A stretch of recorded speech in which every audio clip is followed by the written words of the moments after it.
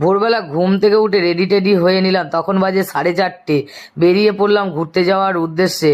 আমার মা ভাইপোকে নিয়ে গেছিলাম, মায়ের প্রথম প্লেনে চাপা, তার জন্য উবেরে করে চলে গেলাম এয়ারপোর্টে। এয়ারপোর্টের বাইরে গিয়ে কিছু ছবি তুলে নিলাম মা ভাইপোকে নিয়ে। তারপরে এয়ারপোর্টের ভেতরে ঢুকে সবাই মিলে ছবি তুলাম। আমরা গেছিলাম আর বাকি সবাই গিয়েছিল অনেকেই।